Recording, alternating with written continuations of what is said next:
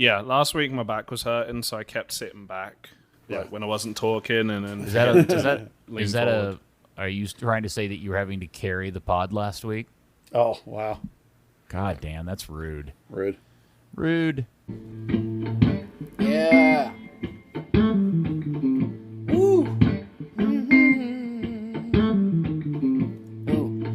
Third Degree, the Third Degree Net Podcast. Third Degree, the Third Degree Net Podcast. Third Degree, the Third Degree Net Podcast. Third Degree, the Third Degree Net Podcast. Third Degree, the podcast, is brought to you by Soccer 90. Now, that is your source for all your FC Dallas national team and international club gear, but you know what they've got now? Sweet and awesome Dallas Tornado stuff in the form of a Dallas Tornado tee, which is offered exclusively at soccer90.com. You can get all your stuff there. You absolutely should. Even go visit the store next door to the Hall of Fame up in Frisco on Main Street. And you Third Degree listeners receive 25% off your order when you use the code Third Degree at checkout at soccer90.com. Well, hello there, FC Dallas Curious fan. Welcome to another episode of Third Degree, the podcast. This is episode number 125, a nice round number. Unfortunately, it's another podcast filled with lack of winning, but we'll talk about that here in a little bit. Hi, I'm Peter, and with me are my two good friends to talk all things Football Club Dallas. First off, coming off a thrashing of his Luton Town. I think it was 5-0. Oh my gosh. Poor Dan Crook. Don't want to talk about it. Does it? And you just forget about it, you move on to the next game, right, Dan? I don't know what you're talking about. All right. Okay. Go Hatters. And your hero, my hero, everybody's hero, the good, the amazing editor and founder of ThirdDegree.net, Buzz Carrick. Come in, Buzz. Hello, Peter. Welcome back. How's the groin? Groin is getting better. I've had a lot of salve put on it. So, wait, salve, not salve. Some lotion. Saveloy, like the sausage? Yeah, I've been rubbing sausage on my groin for the last week or so. Yeah, Seems legit. Hey, man, you do what you got to do when you're my age to get better. All right, guys, before we get into the Texas Derby Excitement Fest, we should talk about the big news of the day. Now, we're recording this on Wednesday evening. It's a little after 9 o'clock p.m. The All-Star Game is going on somewhere without us paying attention to it because I'm sure it's so thrilling. And all the scuttlebutt today was one Ricardo Pepi, who I guess if we're reading the tea leaves, i.e. social media, something about his tie to either the United States or Mexico should come down the pipe tomorrow, probably by the time you're listening to this episode of the podcast. Yeah, as near as we can tell, the rosters will come out, or the call-ups will come out for the United States and Mexico for the next round of qualifying, and presumably has been hinted or intimated or flat out said by different reporters that Pepi will be on, or we think one of those two rosters, sort of indicating where his future is going to be. There's a person that's from a relatively substantial network saying it was going to be the United States. And then there's been some other reports from other places saying it's going to be Mexico. So I don't think at this point we have any idea. We're not privy to any inside information, certainly, but obviously as FC Dallas watchers, we really care about where this kid's going to end up playing. I personally believe that you should pick your national team based on your emotions. If you feel an emotional attachment or a sentiment or a belonging, or like just my heart just says go this way, that's great. Pick which way you want to go. I'll support you. If you pick the United States, I'll be ecstatic. I love it. I'm American. If you pick Mexico, hey, more power to you. Great. I'll cheer for you unless you're playing the United States. So I can't wait to see who he picks. I hope he picks the United States, but if he doesn't, okay, great. Mexico's fine too. I mean, both places he'll develop and progress, and it'll be good for the kid, and hopefully it'll be good for the kid, and good things will happen for him. Well, he should pick whichever he wants, but if he doesn't pick the United States, the country he was born and raised in, F him. Oh, that's you're going to go strongly. Wow. Screw his parents. Yeah. Hey, man. He can. I'm sure he would be delightful playing for Mexico, but that is our nemesis, and I'm gonna stick to my old man Generation X guns and be nationalistic about it. If you're born in a country and you were offered the opportunity to play for that country, you should be playing for that country. That's all. That's my big beef about that, and I'm probably wrong. I maybe could be talked out of it, but probably not either. And while I'm sure he'll do fine and make Mexico proud if he does choose to play for Mexico, I will not be rooting for the best for him, and I hope that he never scores for that country and has a miserable time doing it. Go FC Dallas. Wow. Well, I certainly agree that I want him to play for the U.S. for those reasons. I won't go so far as to. I mean, when he's playing the United States, I'll cheer against him, but I'm not much of a cheering against people in general unless they're directly playing against the team I'm supporting. Maybe I'm just not wired the right for it. But I think everybody has to make a choice that they feel is best for their career, and I don't necessarily begrudge them for that. But I also don't owe them. I don't owe them anything in terms of cheering or rooting for them playing for my country's nemesis team. That's just how I feel about it. So that's fair enough. Yeah, I'm half joking around when I make disparaging remarks and F him and stuff like that. But I certainly am not going to be. I'm not going to root for him. I'm not going to hope that he does well for Mexico. I hope he's terrible for Mexico. I want the worst things for the Mexican national team to happen because it's sport, and you got to have a nemesis. And they're our nemesis. Yeah, I guess that's true. Wow. I mean, I certainly don't want good for Mexico's national team. I just want good for Pepi. I mean, he's in an interesting position there, right? Because Mexico have brought Funes Mori in because they don't have really many good strikers, and the United States don't have really any good strikers. So, there's definitely a role to grow into. Yeah, he might be in big demand. I mean, he might have both Tata and Berhalter ringing his phone off the hook trying to get him in. I'm sure they do, but here's the deal. I mean, how many times have we been through this in the last few years where there's been some up-and-coming, future superstar prospect that was having to choose between one country and another, and by the time a few years goes by, we can barely remember their names. Jesse Gonzalez. Oh, yeah. Many Right. times, yeah. What about the Rodriguez? What was the holding mid's name? Jonathan what was his name? The kid that we all got really bummed out about when he chose to play for Mexico, and we were all thought, we're never going to win anything now. And now I can't even remember that cat's name. And I'm not saying that's going to happen with Ricardo Pepi, but we can all get we can get our panties in a wad over what country he picks when he's 18 years old. We have no idea what he's going to turn into in terms of a player any more than we did with Jesse Gonzalez or that other guy or the other guy or the other guy who we've all forgotten about because their careers never amounted to much. Well, I think the difference in this particular case is that, because just like I feel with Jonathan Gomez, with Ricardo Pepi, these kids that I've been watching since they were 14, 15 years old, I feel a little bit of an emotional attachment to them than I do for some random guy from LA Galaxy or from whatever that I don't really care about. These are people that I mean, I'm not going to claim that I know Ricardo Pepi, but I've certainly met him and talked to him. Yeah, you've watched the kid grow up. Yeah, I've watched him grow up playing for FC Dallas. I've watched him play in the academy probably 30 times before he signed, and watched him play 100 times since then, so it's different when you have this connection with him, and it's hard for me to, as I said, it's hard for me to root against him if he doesn't pick the United States. Now, I really want him to pick the United States, I mean, I'm like you, I'm old school enough that I feel like if you're a U.S. citizen, and born here, lived here, whatever, that you ought to pick the United States, Of course, that's easy for me to say that when I have no shot of anybody ever wanting me to play for anything. I mean, I admit it. If American Samoa called me tomorrow and said, come play, I'd be like, heck yeah. But I got no chance to play for the United States. It's totally different than if I grew up a star and grew up playing for Youth World Cups and stuff. I would hope that he would pick the United States, but I'm not going to hate him if he doesn't. I want the kid to be happy. I feel like I know him enough to say that I want him to be happy. So it's hard for me to cheer against him.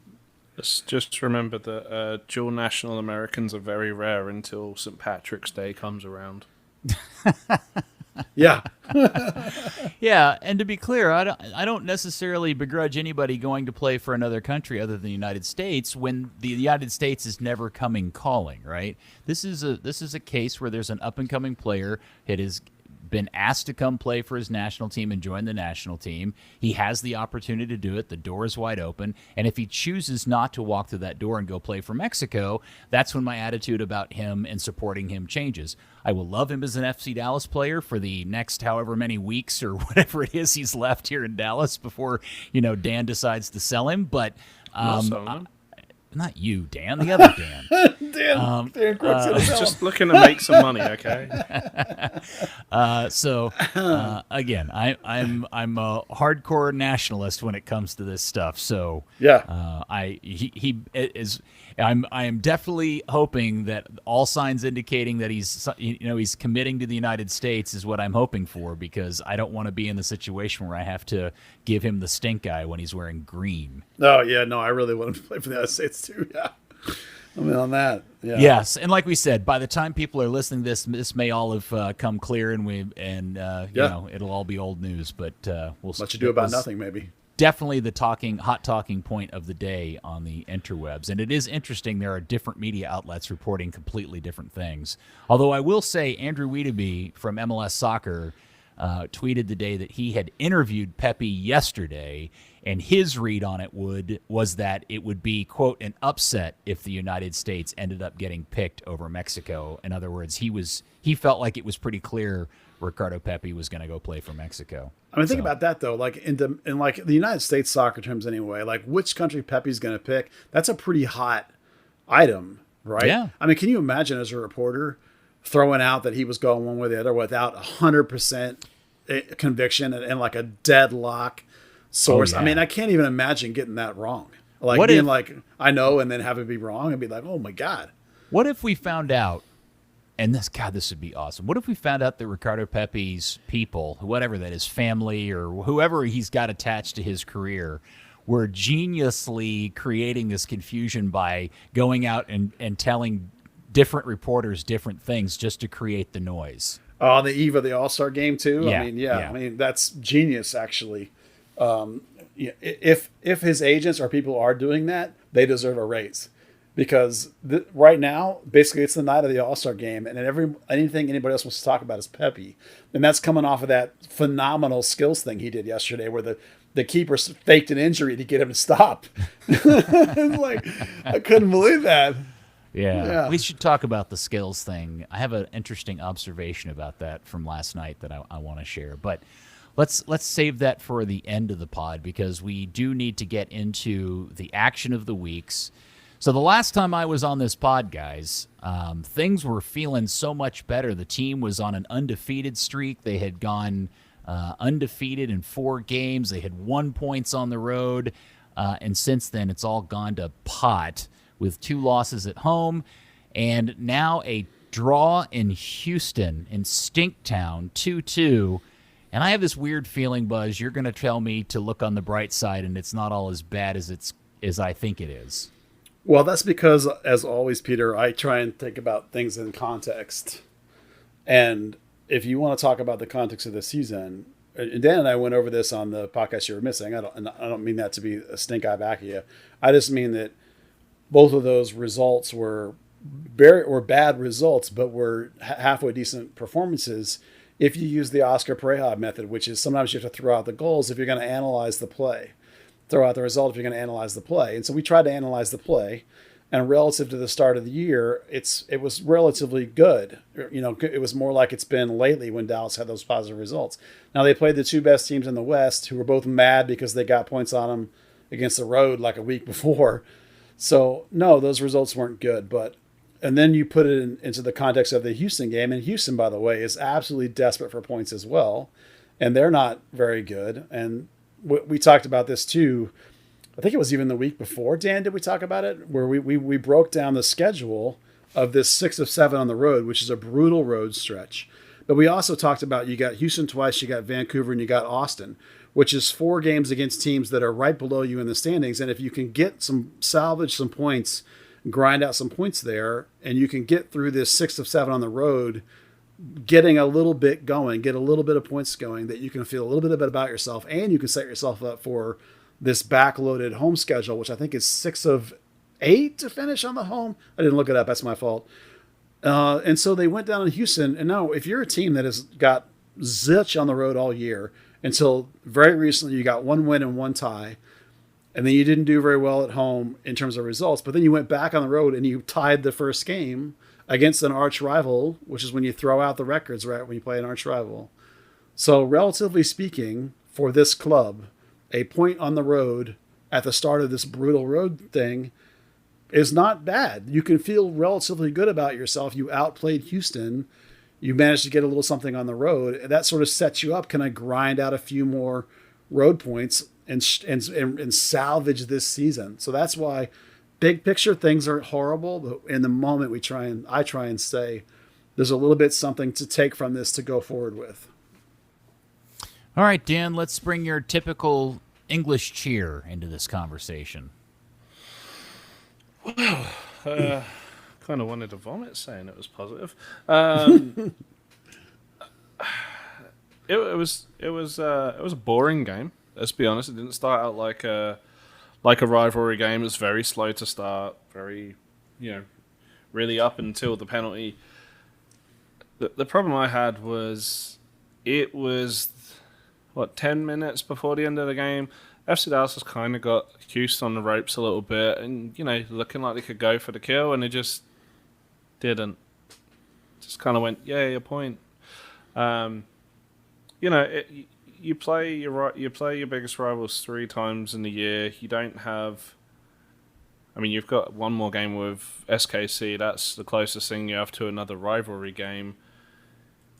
Those are the ones that fire players up and can kind of and help that momentum, can kind of carry the team through a few games regardless of the result. And it was a bit of a wet blanket game. Even if you want to say for points of pride and just don't think about the playoffs right now, your one success point could potentially be the Texas Derby, and you've got to go back to Houston for that again as well. So I don't know, I kind of just wanted to see a little more fight out there, and like 11 Nkosi Tafari is beating the living snot out of 11 Fafa Picos, who really has embraced Houston apparently.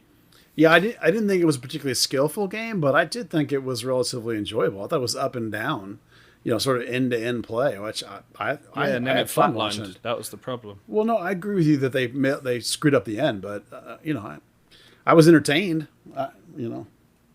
Yeah, I guess, Buzz, and again, I'm infamous for being pessimistic about this stuff, but my concern about the last 3 games is that it really encapsulates everything that frustrates me about this club, which is the first 2 games are clear indicators that this team just isn't good enough to compete against the league's best. And when they play at Houston in Houston, or they play against Houston in Houston, against a terrible Houston, that team is awful. No wins in 14. Yeah, I mean, they're just terrible, and they play this kind of clumsy game. It just brings back all the things that I get frustrated about, because here we are in year 3 of Lucci, and they're not going anywhere. I'm not sure they're better than they were last year or the year before that. They seem to be retrograding in many ways. And if he loses his job at the end of the season, then we're just going to start over again. And that's what I think, all the kind of little bits of pieces of hope that we got out of the undefeated streak kind of gave us. And now after these 3 games, I just feel like we're right back where we started, and it doesn't feel really good. Well, certainly I would agree with you that in big picture, this team is not very good. And one of the problems of they actually do manage to grind out some points here and mediocre themselves into this next home stand to finish the season, and sort of mediocre themselves into the playoffs, or even close to the playoffs, there'll be the false sense of, the season wasn't as bad as it appears. Well, we should, on a macro level, be very clear that the season is very bad. The whole Western Conference, below the top 4 teams, 5 down, they're all within like 4 or 5 points of each other, and they're all pretty bad. To say that Houston is that much worse than FC Dallas.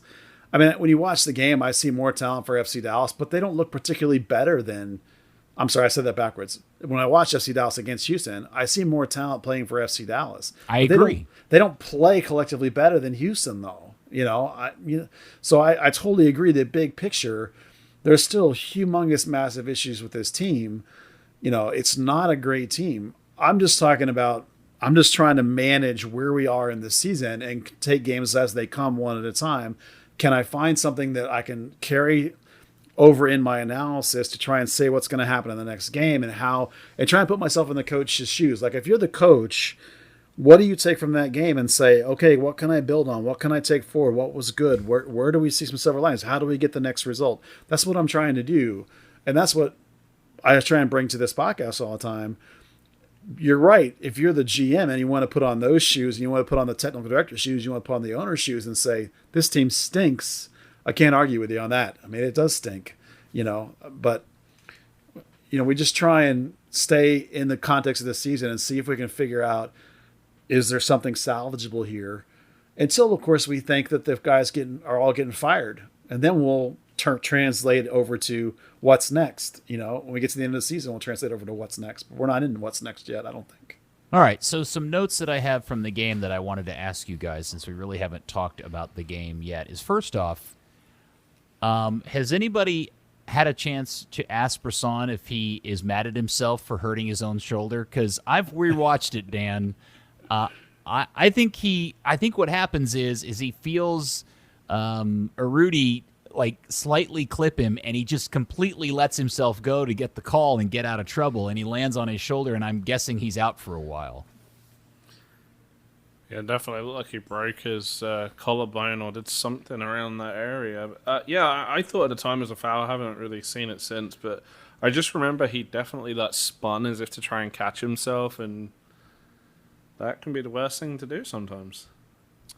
Yeah, it would be very Brisson to end up breaking something, throwing yourself to the ground and trying to get a call, but, If I could tease a little bit later in the podcast, I will tell you what's wrong with him and how long he'll be out. Oh, that's right. Buzz that will be a 35-minute segment. Yeah.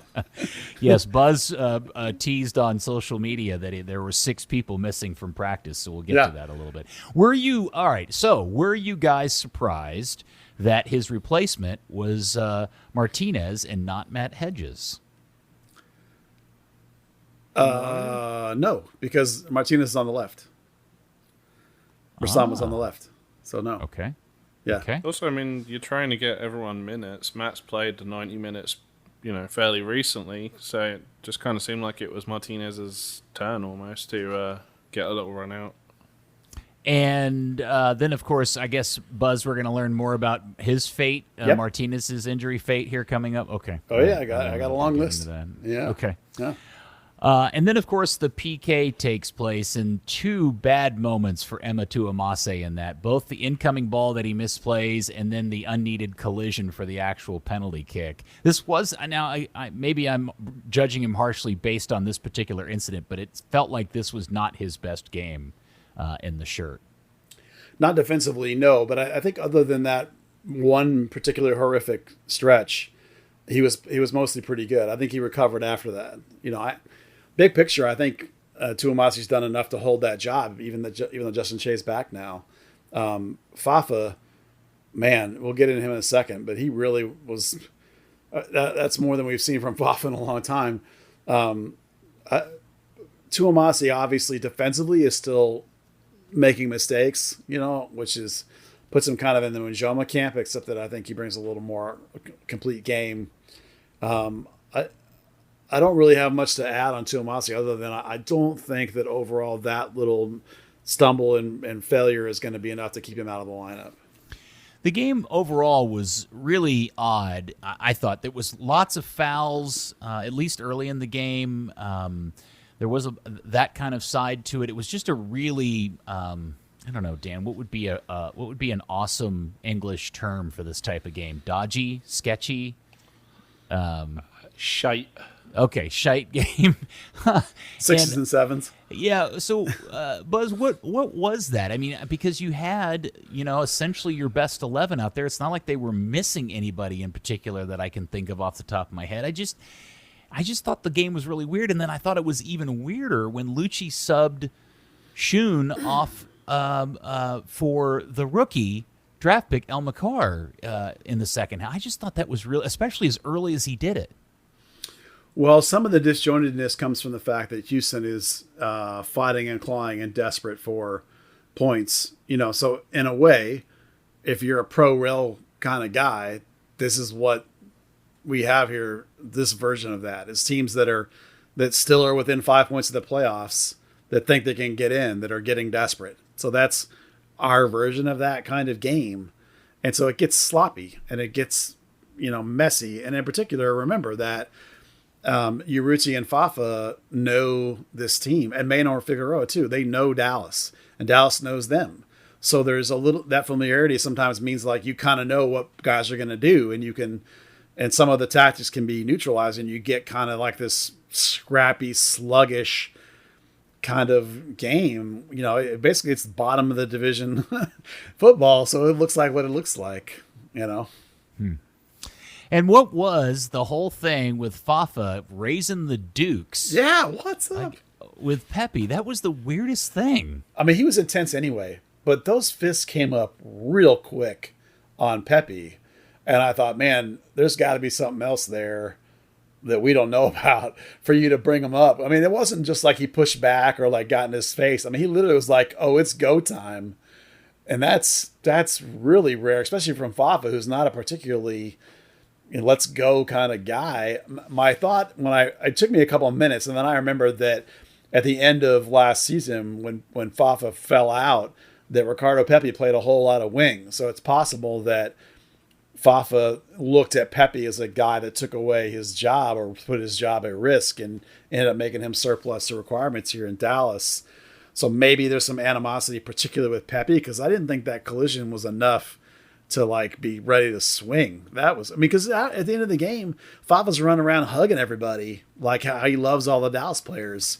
And yet, dude, you were about to throw down 30 minutes ago. What is going on? Yeah.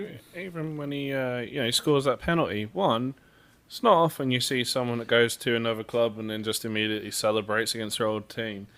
2, it's not often you see someone run 45 yards after scoring a bloody penalty like they've just won the World Cup. Yeah.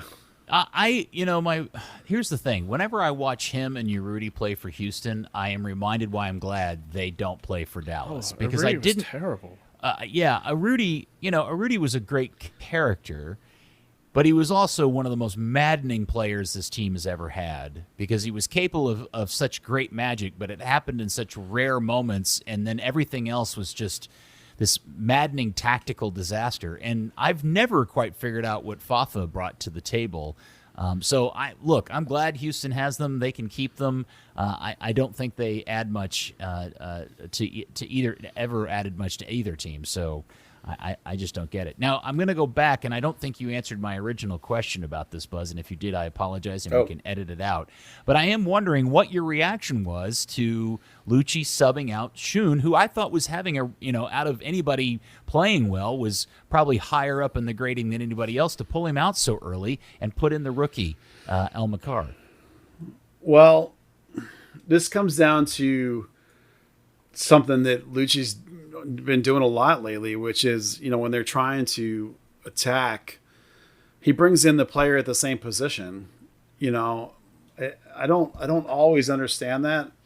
Some of it, I think, is the idea that he's using all of his subs to essentially squad rotate. You know what I mean? He's trying to get guys that are key players breaks here and there. Like any given game, he seems to pick a different guy to bring him out early. They brought Obrian on at halftime because Vargas was a disaster and screwed up. It was so bad he screwed up Jesus Ferreira. And then beyond that, I thought, I think I mentioned to you, I don't remember whether it was this podcast or the one before, Dan and Peter, was that Lucci had told me that Khalil was getting really close to playing time, that he was making some a case for himself, and he was pushing to get minutes. And sometimes I feel like there's a point where it's like, man, I really got to get this kid on. Who can I bring him on for? Well, he's not going to bring him on for Jesus. That's his guy, right? So at that point, I think and Oberon had come on at halftime. So I honestly think that was one of those cases of Lucci just wanted to get him some minutes, and so that was what the minutes he got, And, let's not, make it like Khalil didn't do anything. He, had a solid 30 odd minutes while he was on. I thought Oberon on the other side, I thought it was a fantastic sub the way it worked out, because Vargas wasn't getting back to defend and kind of help against Fafa Pico, and Oberon actually did. He defended. He got forward well. They overlapped each other effectively. They actually kind of shut him down to a degree.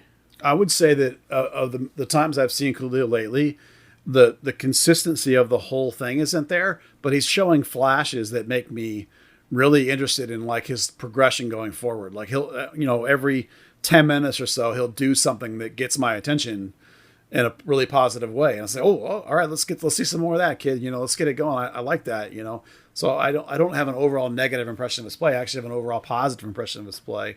And I honestly think it's just about giving him an opportunity, and that's the position he plays, is left wing. So yeah, I guess my question is, we can debate on another time who's going to end up being the worst of the two offseason signings between Oberon and Vargas, and I think currently right now Vargas is leading that race, although not by too much. But if you're going to make the change, why not put Elmid Carr on for Vargas instead of Oberon? And leave Schoen on. Probably a left-right kind of thing. Remember, too, that Schoen's going to a call-up. So he's leaving after the game this weekend. So Lucci's probably also looking to get Elmid Carr in to get him up and running, because he might need to start him at left wing. If you don't think Vargas is up for a start, which I don't think he is now. So it may have been like, crap, I better get him in. Okay. And Khalil on the right is not as good as Khalil on the left. I think it's clear. He's like Hollingshead. He's a guy that wants to come inside onto his right foot from the left. It doesn't really work on the other side. Dan, I don't know if you agree with me on that or not. No, that's exactly what I was going to say. He likes to cut inside and have that kind of long shot, or, create a bit of space and see what his options are. I found it kind of funny when he came on, actually, that the goal came effectively from a bungled pass to him. It was Mauer tried to find him, fullback ran. The fullback got the ball, just ran loose, passed it back to the keeper. Keeper fluffs it to Jesus, Pepi, goal. Yeah. Just it was nice to see Pepi score again, by the way, because that's the first time in quite a while. Yeah, he was actually my man of the match, because I thought he was really active, both in chipping at the defense in the back and even just combining. I mean, he was involved in like all of the Dallas offense on that game. He had the shot that led to Tafari's goal, and then he had a goal of his own. So, a lot of times for me, man of the match can be about context. It can be about the guys who've had a bad game, and then they come back and had a really nice game, or maybe they're in a role I don't expect them to be, or they make a big step forward. So for me, I mean, Tafari was just as good of a choice because he was also phenomenal. But, I picked Pepi just because I thought, well, he had the eyes were on him and everyone was watching, and he had a couple of flat games. And then he rebounded, and this one I thought was really active, and I really liked that. Yeah, and since you brought him up, Tafari really is the best story of the season going, and he gets a goal in this game, and he has a cool little celebration. Although I think he celebrated, and I think he was, at least based on what I saw on television, was he concerned there for a second that maybe VAR was going to get involved, because he kind of shut down the celebration and just kept looking back across the field, and I felt bad for him that it kind of... maybe Lucci was telling him to quit celebrating and get back. Yeah, maybe. Yeah. Well, it was a good, smart finish on his part. What? He just wanted to dance. That's right. Yeah. I did ask Lucci about him today, because, listen, this progression on this kid is remarkable.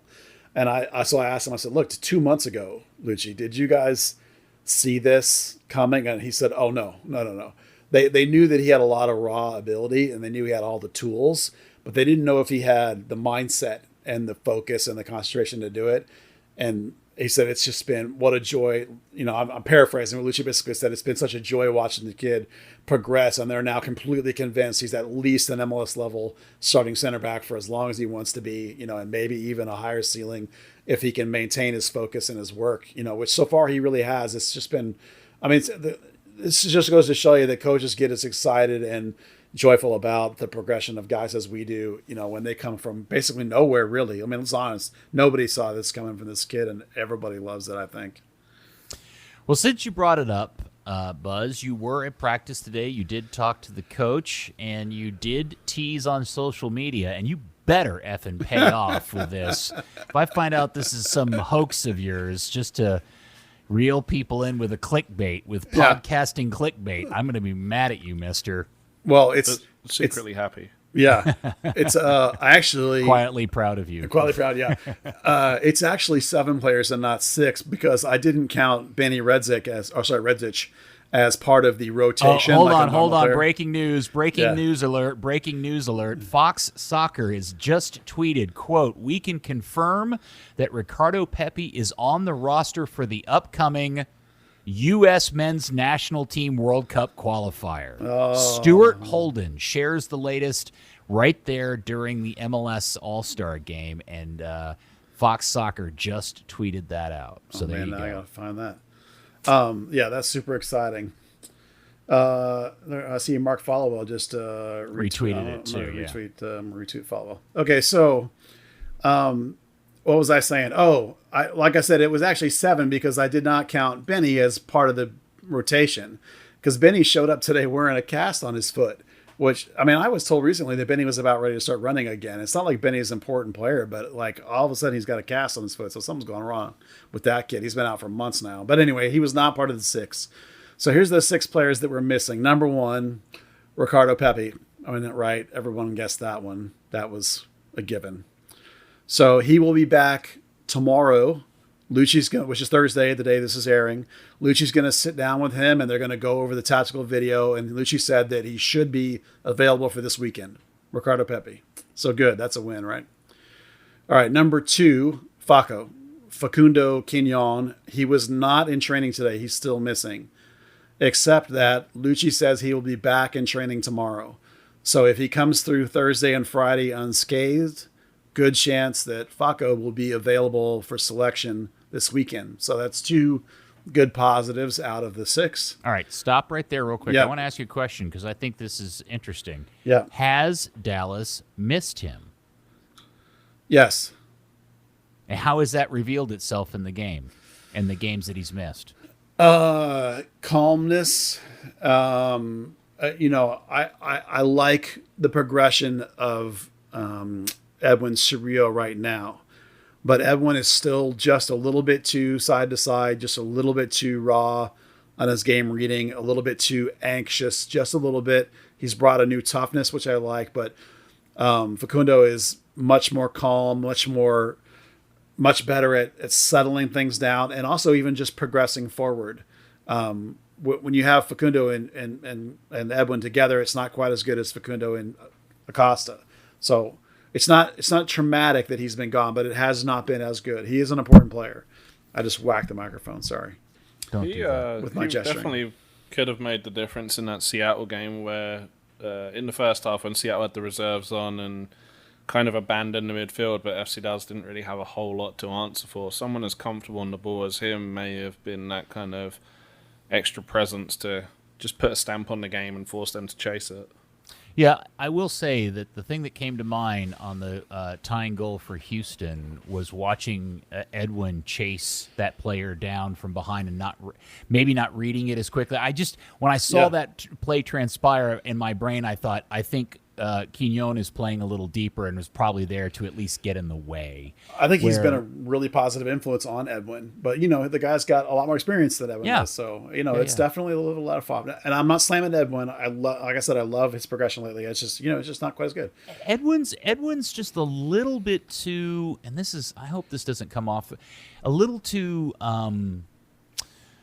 Not calm. He's just not intense enough. Like, for a holding mid, I want him to have a little bit more bite, and I want him to have a little bit more a meanness to his game. He's just a little bit too chill for me for that position. Well, that's right funny. now. He's actually a really emotional guy, but not. He has a lot of empathy for people, which is kind of funny in a holding mid.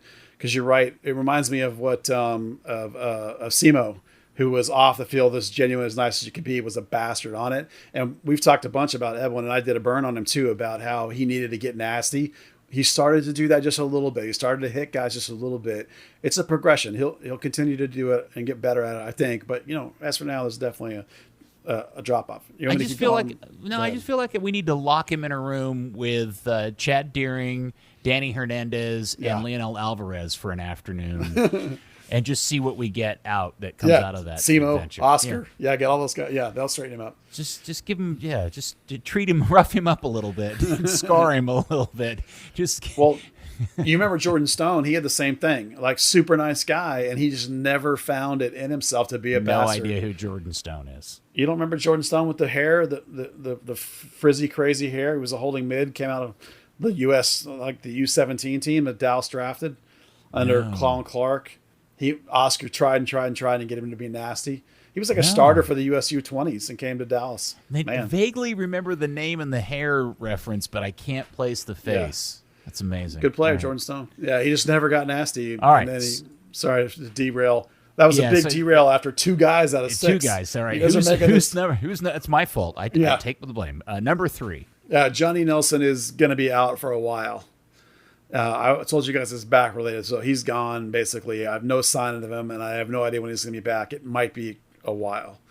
So that's not particularly newsworthy, except that it's just going to continue. All right, number 4, that was 3. Brisson officially has an AC sprain. You know what that is? Up on your basically clavicle. It's the same thing I think that Jesus had. Okay. Brisson will be out 2 to 3 weeks. It's not nearly as bad as Jesus's was. Where there was some separation or whatever. This is just a couple of weeks out. So, I think Lucci probably is missing him, but I don't know that I'm missing him. Well, they were winning games with him, so that's true. Now he's gone, and they tie in Houston. So fair enough. And then number 5, this one's for you, Peter. Paxton. Yeah, no Paxton today. So Paxton, quote, has made good progress, says Lucci, but not back for this weekend. He's running and he's doing the rehab work. Probably should be back next week in training. So out for who we're playing this week in Austin. Out for Austin. But nothing crazy bad apparently. So, on track. Cross your fingers. We're all on Paxton watch, I know. So we never got an official word as to what happened with the MRI. Just a sprain. That we know that he had, but the club never told us he had. Yeah, they told us. Oh, they did? Okay. Sorry, I didn't realize that. My apologies. Yeah, it was a sprain. In the knee-ish area. We'll see. Knee-ish. Yeah, I don't really know exactly what he sprained. Sometimes they don't tell me specifically. They just kind of give me like these vague, because they're not. Well, how about Paxton saying to Lucci when he came off the field, "It's my knee." Yeah. When the injury happened, I'm going to assume it's his knee. Knee area. I'm going to call it the knee area. Yeah. It was the celebration. It's okay. It's my knee this time. Yeah. All right. So Paxton in the back in a week, probably, maybe. All right. You ready for number 6? Yeah, sure, I suppose. Jimmy Maurer was missing. What do you mean missing? Like was they've missing lost from training. him? Like No, there's no, no. like a silver alert out for him or something? He's out. Yeah. Silver alert. He's out. He's not out of the game. He was out of training today. A little bit, tightness in the same. Is it the quad, Dan? I can't remember what it is. The same thing he's been laboring with. What I will tell you is that Philippe has been really close to challenging Jimmy anyway. So if Philippe needs to go, it's no problem. Now, Jimmy is clearly the number 1 still because of his leadership and communication and all that stuff. Team's better with Jimmy as a collective, but Philippe has really been pushing, so they'll be fine if Jimmy can't go. But he's supposed to be back and test it tomorrow, and they'll make a decision over the next couple of days of whether Jimmy can go or not. So let's call him questionable. I think that's fair. So have you seen the Brazilian guy do anything in practice lately? Yeah. Every day I watch him a little bit, just like I do all the rest of them. By the way, Antonio Carrero is up from the U19s, filling in, as the third keeper in training today. So, which tells you he's in all the time. I mean, he gets called up every other week, basically. So, that's where he is in terms of involvement. But hey, can we take a minute to address the other Paxton Pomykal thing that happened this week? Sure. So I guess earlier this week, FC Dallas launched their quote-unquote official podcast, and which is great, and it's very different from what we do. It's interviews with players, kind of getting personal and talking about their life, and one of the episodes is Paxton Pomykal. Now, I have not listened to it, but I am told by multiple people that Paxton makes a comment in there about having a condition which is where one of his legs is slightly longer or shorter, depending on which leg you're comparing it to, than the other leg. And this created a lot of weird consternation on the interwebs and people asking, how did we not know this? And I was surprised that people didn't know this, because I was convinced, and I'm pretty sure that Paxton told us this in a passing comment when he was on our radio show, The Kick Around, sometime last year. And I don't know why people are so alarmed like this, because I don't think the difference in size and legs is all that uncommon in the real world. It's not uncommon in the real world, but if it goes wrong, it can go really wrong. Like, the best player I have ever played with in the United States in my life, there's one exception to this, was a guy I played with in high school. And he was a phenomenal, all-state player from 4 years in high school or whatever. And halfway through his senior year of high school, he had to retire from competitive soccer because of this problem. Now, I know everybody's different, but if you're a person where it's going wrong and it's causing you back and hip issues, which can be the case, I have no idea if that's a problem with Paxton or not. I don't know, but that's kind of what they were saying on that particular podcast, I thought. And wait, Paxton was? Somebody interviewing him was. The people that were tweeting at me from that podcast said that the podcast says the problem is related to the fact his legs are different. And so if it really is because of that, that's actually really bad. No, he said that. He said he didn't go into much specific. He just said he has a leg length discrepancy. And that's kind of what's, that obviously has led to the issues around his hip and his groin, and to the point where there was a debate whether they should have just shelved him a couple of months earlier last season.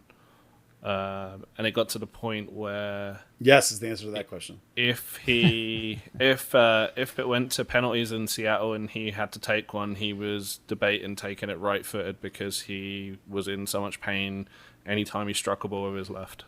Yeah, see, to me, Peter, like that, even for him to be saying that it's related, that's very worrisome to my non-doctory brain, because of people I know that have had to basically quit playing any kind of sports at all because of that. Now, you're right that it isn't uncommon.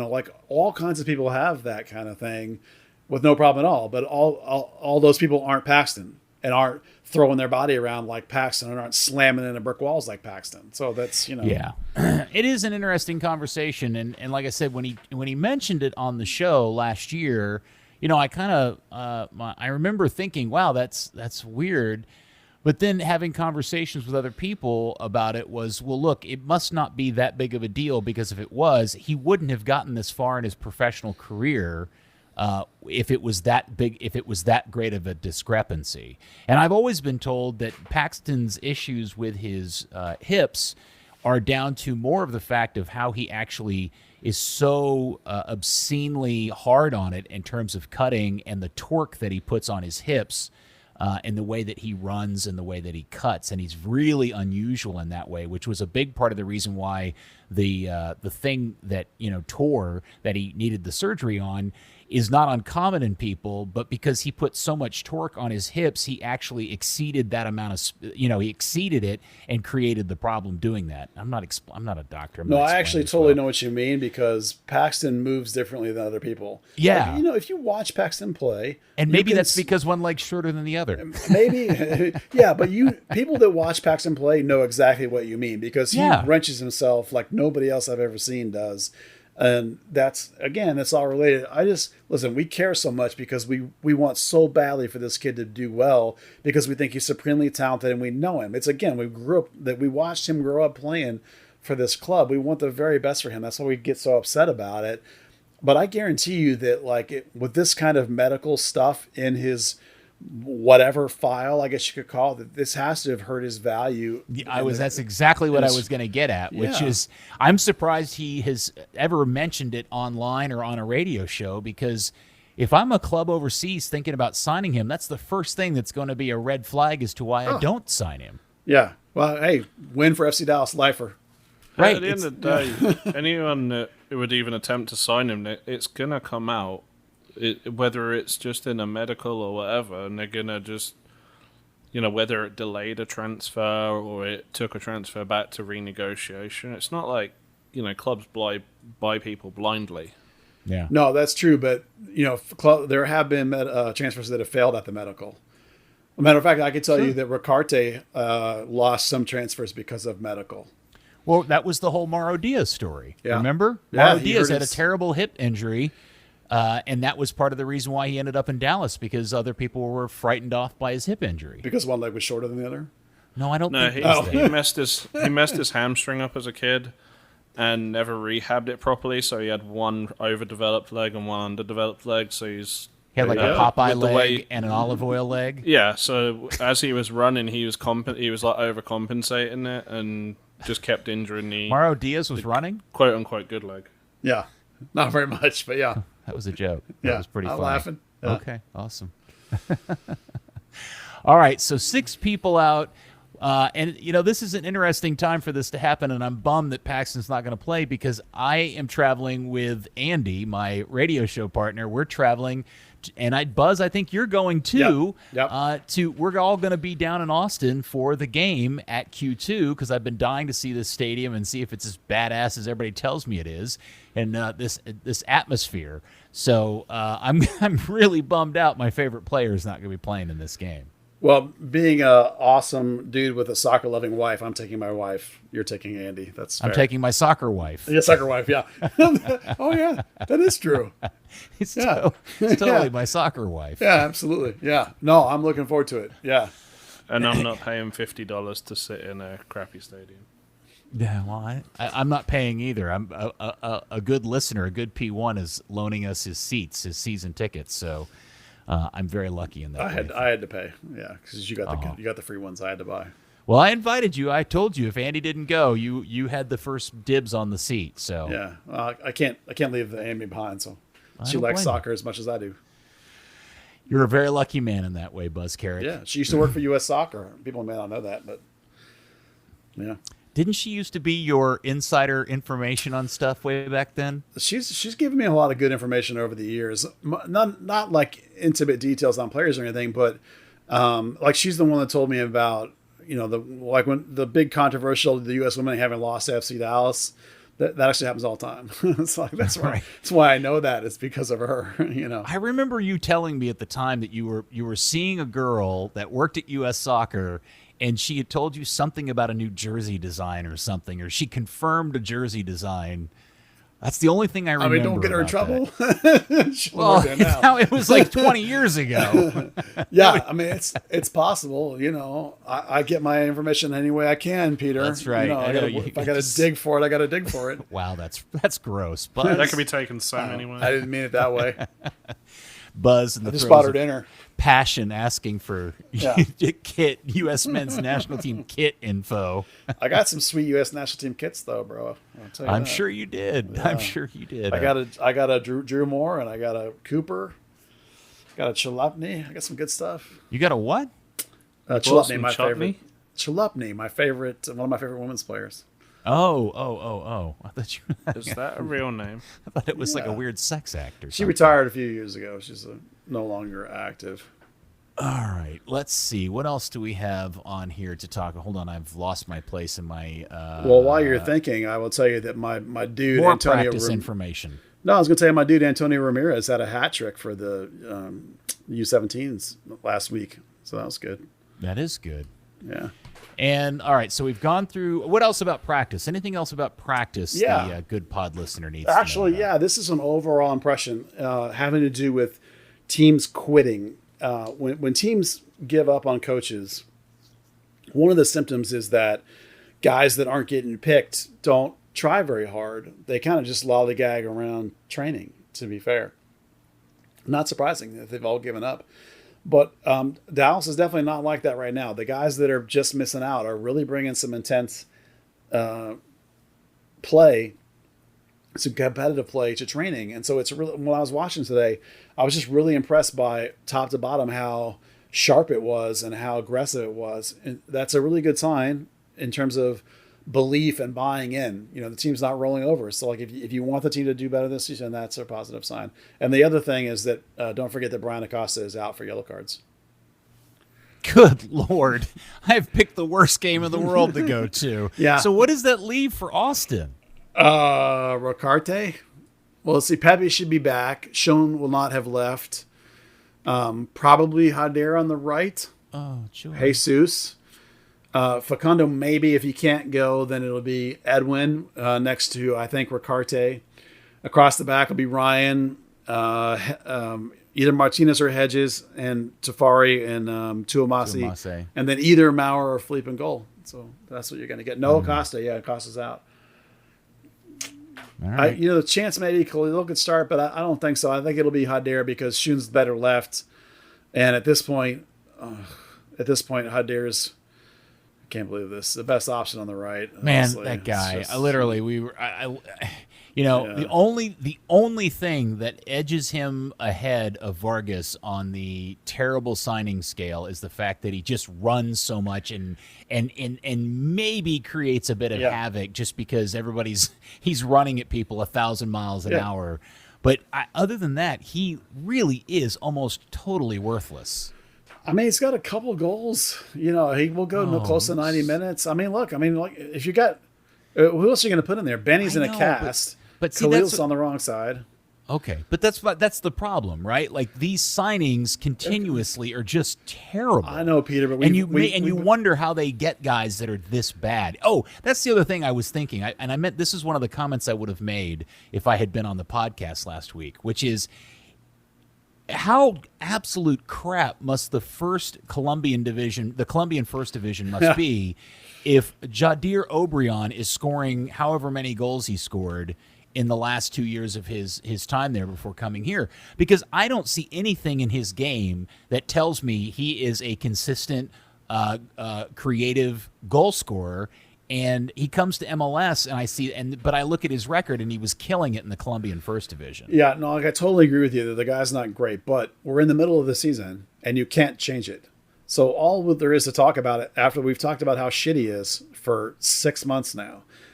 At this point, it's like, who are you going to put in? Him or Vargas or Khalil, who's not putting it together for 90 minutes, or Benny, who's hurt, or Emma, take Emma from right back and put him up front and put Shea or Manjoma back in. I mean, there are some options, but they all suck.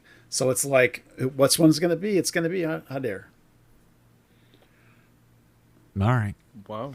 I'm not saying it's good. I'm just saying it's what it is. No, I get it, Yeah. but you're focusing on the individual options to replace him. I'm just talking about the overall just crappiness of the front office's inability to find good players on a regular basis. Well, they missed on O'Brien and they missed on so far on Vargas. I don't think it's going to fit long term, but I think Khalil as a homegrown signing shows something. I think Tafari has shown something. The guys that domestically they've done well. I think Ricarte is actually a phenomenal player. I just think Lucci doesn't know how to use him. Like I did a thing this week on a bunch of like kind of obscure stats, like these more advanced sort of metric-y kind of stuff.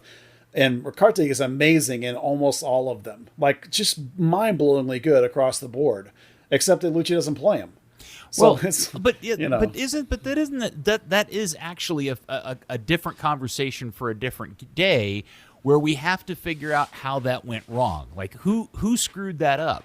Was that Zanata's failure in understanding what Lucci wanted? Was that Lucci not understanding the player he was getting? Was it just miscommunication? I don't know, because the player they ended up getting certainly isn't the player they promoted him as when he first got here. Is it? No. Ricarte. Oh, Ricarte. Yeah, I'm talking about Ricarte. Yeah. That's the confusing signing to me out of all of this was, and if I'm wrong here, if I'm stating this incorrectly, please say so. But I'm of the perception that when he got here, Dan Hunt and other people promoted him as the next Mauro Diaz. Oh no, yeah, for sure. They promoted him as the next 10. Yeah. Right, and we all looked at him and looked at whatever we could find online and went, he's not a 10. Oh, I watched He's YouTube. at best an 8. Yeah, I watched YouTube for 2 minutes. I'm like, dude, he's an 8. He's a deep line playmaker. He's not a 10. So it's like, I don't know what they're watching. So that's what I'm saying. I think that's an interesting story. I would love to know the behind-the-scenes story of how that got effed up. Yeah, it's one of the big issues for me here is that, for me, the best soccer they've played all year was when they went with a double 8. It was before Facu got here, and they had Tessman as the 6, but they went with Ricarte and Acosta, and that was the best they've ever played. Now, because Jesus is in there, and Lucci loves him for some Jesus, and ever since Facu showed up, they won't do it, and I don't understand that. Sometimes I think you have to think about the big picture and not be like, I got to get my Jesus on there. It's like, maybe your best 11 doesn't have him, or maybe it has him on the wing. Maybe it's not his ideal position. Maybe it's a double 8 with Jesus out on the right, where you seem to have this problem right now. So, sometimes I would like to see different decisions by the coach, but we're not getting them. So basically all we can do is try and predict what the hell he's going to do. And I don't think it's going to, this time it's going to recruit Ricarte. He's going to be in there for Acosta. Yeah. So, maybe he'll have a good game, and maybe it'll be so good that you can put, I don't know why you can't put Ricarte and Acosta both in the game. Acosta plays plenty of defense. And Ricarte, if you look up his numbers, he has some of the most pressures on the team. Now, he doesn't win a high rate, but he gets in the right spot and he presses. So it's like he does plenty enough defense for me to be able to play a double 8 look. I don't understand it sometimes. All right. I ranted, let's see. sorry. No, that's fine. I was trying to figure out where we were going next, and I was trying to decipher your crayon-written run sheet here. Oh, that's where we were. Now, you wanted to talk about some of the U19s and some of the other guys on the roster we don't talk about a lot. Yeah, it's just the guys that got called in. I've been saying for a while that I thought Antonio Carrera was going to be the next homegrown, probably this weekend. Not this weekend. Sorry. Back that up. This winter, if they can reach some sort of accommodation, I think the time is right for him to be signed. Kaiser Gomez is already the center back that North Texas has, that they loaned to Dallas, and they immediately loaned him back, which I think is the funniest transaction in the history of this league. But he was back into training because of Brisson being out. Oh, that reminds me, I didn't tell you about Martinez. Let me finish the last one. Nicky Hernandez came back to FC Dallas training for the first time in a long time now. Nicky got hurt early this year, and he had a really poor spring, and he really has not been playing well. And so, in general, all three of those guys, and you can include Khalil in this, and you can include Manjoma in this, those guys and their ability to go down and play for North Texas and get their confidence and get going, that is invaluable. That tool the club has is a tool that in the past they never do have, and a lot of other teams do not have. And it really is incredibly useful to be developing a center back, to be developing one of their draft picks. Both of their newest homegrown, he got a big boost out of it. They got a 19-year-old kid that's been playing for North Texas for 2 or 3 years now as a keeper on and off in terms of training. He hasn't gotten in the game yet, but I just am always amazed by what a wonderful situation that is, and I really hope they don't screw it up with a stupid MLS reserve thing that they're doing. Hopefully it's going to be good. Because it makes my teeth hurt. Oh, let me go back to Jose Martinez. I never told you about him because he had to be subbed out of the game. So I thought I was amazed he was training today. So you'll love this, Peter. It turns out that if they do MRIs and look at him, there's nothing wrong with him. He's not hurt. Mm-hmm. So what happens is apparently he has some sort of and Lucci tried to explain it to me, and I'm not sure I totally understood it. There's a nerve that runs down the back of his ass, for lack of a better word. And if he gets hit really hard, it like goes numb. And so that's what happened to him in the game the other day. It's like his butt goes numb. His ass for like, went numb. Yeah, for like 10 minutes. And so it hurts really badly. And he sits down. He's like, holy crap, I can't run. Well, if he just wait 10 minutes, he's fine. And he's fine to train now. He's like, there's nothing wrong with him in terms of his physical muscles or whatever.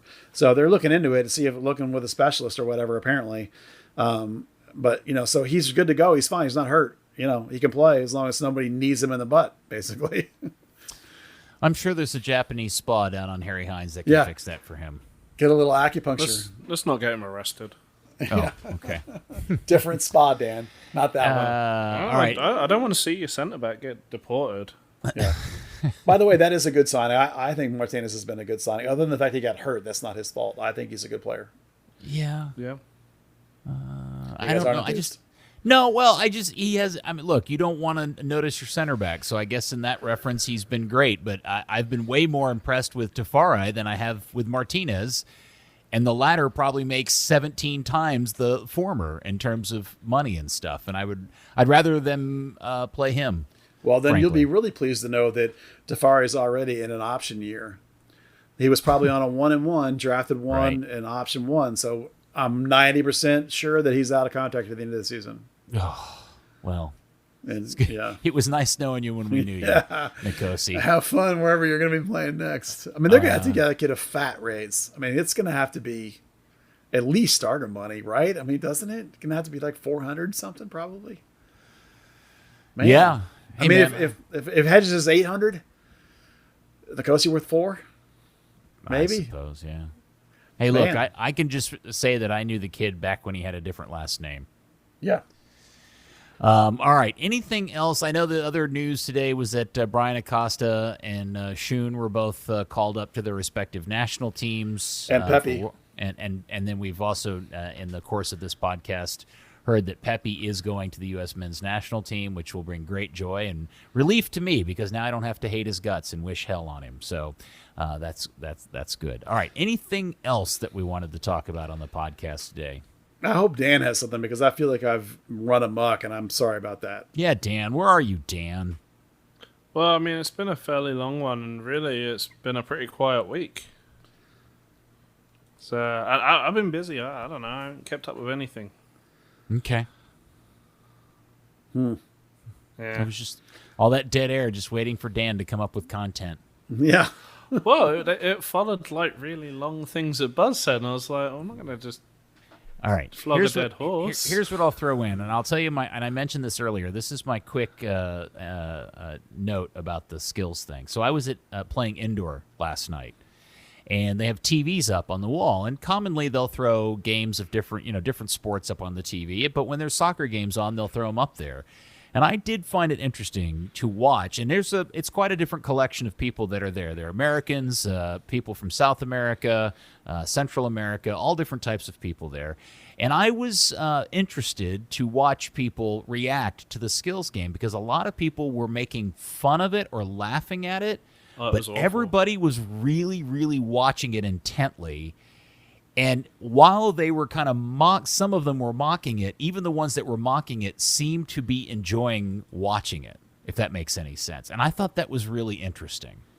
Do you remember the first year they did it? And because it was, it was the training drills in FIFA, and because FIFA sponsored the league, they brought it to life. Oh, that's right. I And- forgot about that. Right. And that alone, because, everyone had played those little games as you're waiting for, like, your game to load. So millions of people have played those games over and over again and thought, I could do that with a trash can set at 20 yards, 30 yards, however many, and a moving target and all this, that, and the other. So they actually get to see pros doing it. And yes, the only part I saw was the volley. The start of the volley is when the keeper goes down with maybe cramp. He said later he faked it. Yeah, he Oh, he admitted did? he Okay. faked it, Yeah. because he said that Pepi was getting on too much of a run, so he needed to stop it. And I can't figure out if I feel like that's pretty genius or No, the that worst, is most genius. unsporting thing ever. The only other part I saw was when Pepi was doing the pass challenge where they got like kick it into the little goal, pass it to the little goal, kick it in the little golf chip in net, hit the moving target, and they got 2 from like 50 tries. Yeah, we were at the time I was watching was when they were doing essentially the soccer version of skee ball, and Pepi was up, and he was having a really, really tough time with it. And I thought, man, to be 18 years old in front of all those people, having to do that's a difficult skill unto itself to do consistently and well, but to have to do it in front of a crowd at his age seemed really difficult. And then some of the veteran Liga MX guys went out there and weren't much better than he was at it. So like I said, I don't, one of the conversations that was going on is if this was airing live on Sky Sports in England, what are English people or people in Germany thinking of this when they're watching it? Like, what is this going on? And would they mock it? Would they think it's stupid? And the general consensus is anybody not from here would think this is the dumbest thing they've ever seen. No, that's absolutely false. Really? Because again, it's that you're talking about people who've played these little games on FIFA, and seeing it for real is cool. It's impressive. You want to see it. All right. Do you think Good. you I'm glad could to do hear better that. than the people doing it? Absolutely. But I mean, it's kind of the same as you've played foot golf, right? Yeah. Okay, so you can ping a ball on someone's head pretty easy, and you think that when you line up at the first tee, and then you watch the ball roll around, you're like, oh shit, this is different. This isn't the same as just playing a pass. It's like I have to figure out landscape and stuff now, and it's the same. It's the variables. The variables that you rely on that you don't necessarily have in the game, suddenly they're there for these little skill drills, and they're like, oh crap, I haven't done this before, and now I need to adjust. Yeah, at the end of it, what I came away from it with was I hope the league continues to do it and improve on it, because it is the type of thing that they could really make their own and grow it in terms of people getting excited about it from year in and year out. Because somebody asked me if watching the MLS game or All-Star game itself was worth watching. I said probably not, but the skills thing the night before could be pretty entertaining because it's just different. And you know what? I'm sure it'll be interesting to see how the ratings turn out and just kind of the fallout from it, because.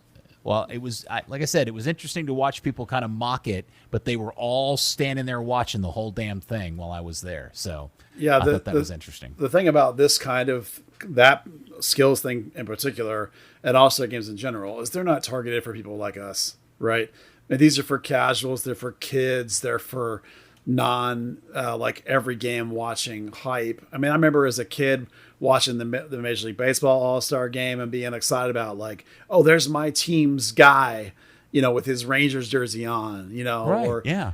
That's one of my things I really lament is that there's not like an obvious way to tell the clubs these guys play for. Like they're not wearing like back in the day, you would wear all one team in their road jerseys and all one team in their home jerseys. So like all the whites, but yet it would still say Dodgers and Rangers or whatever. I kind of missed that part of it, that way, that idea, like, oh, there's my guy, for the casuals and the kids. Yeah. I mean, that's what it's really for. And then the other thing I just noticed is that I wonder if Pepi picked his jersey number because he's wearing Matt Hedges' number for the All-Star game. That's kind of cool. 24. I mean, yeah, coincidence or whether he picked it or not. That's still a nice nod to the defensive goat of your franchise. I think that's cool. If it's a coincidence. You'd appreciate the way that they differentiate the clubs in rugby or that sort of stuff. They just wear their club socks. Wow. Yeah. Well, if you're in a league that's all white for homes and versus all colors, it's easy to do. But MLS isn't like that. I'm glad it's not like that. So it's harder to work. Yeah, thank God. Yeah. They could always just stick a giant, monocolor version of everybody's crest on the front of their respective. I mean, they have a shirt. patch on it, but it should be bigger somehow. I feel like. Yeah, I agree. Instead of having All like right. the Target sponsor, well, you got to have a sponsor, don't you? I guess I don't know. You gotta have a sponsor, Buzz. This stuff's expensive. It's gotta get paid for, sir. Speaking of which, Third Degree the podcast is brought to you by Soccer 90. Now, if you really want to be a good Dallas soccer fan, you want to honor the heritage of the sport in this town, which means you need to go buy immediately a Dallas Tornado tee. They have them exclusively at soccer90.com, and they are so sweet. I can't wait to get mine. And while you're there, you can also pick up FC Dallas, U.S. national team, and international club gear. And when you get your cart filled with everything, because you're buying stuff online, if you just use the code Third Degree at checkout, you get 25% off your order from the good people at soccer90.com. All right, well, I at least hope, Buzz, we can all, you, Andy, me, Amy, can all get together and have a foursome before the game in terms of having dinner together. You know what I mean? Yeah. So why are you playing golf? Down in Austin, as we get to go check out those new digs and that crazy Austin weird atmosphere everybody's been telling me about as Dallas faces off against Austin. By the way, it is Sunday night. That's right. We're all taking road trips down on Sunday. The game is on Sunday night down at Q2 Stadium, and I'm sure we'll all have our own various reports and stuff back from there. So, Buzz, I look forward to hanging out with you down there, man. Yeah, man, it'll be fun. And thank you for all your kick-ass information. And Dan, thanks for doing all the heavy lifting and carrying the podcast last week, since it sounds like your back's hurting. It's all right. I was just sitting in a funny way in a chair, really. We don't want to know about your personal life. Oh. What? That went sideways at the end. All right. And thank you, FC Dallas Curious fan. By the way, I think I'm going to wear my FC Dallas Curious shirt down in Austin on Sunday. So if you're down there and you see me, say howdy. And we will speak to you next week, hopefully with 3 big Austin points in our pocket for another episode of Third Degree, the podcast. Keep Frisco curious. Third Degree, the Third Degree Net Podcast. Third Degree, the Third Degree Net Podcast. Third Degree, the Third Degree Net Podcast. Third Degree, the Third Degree Net Podcast.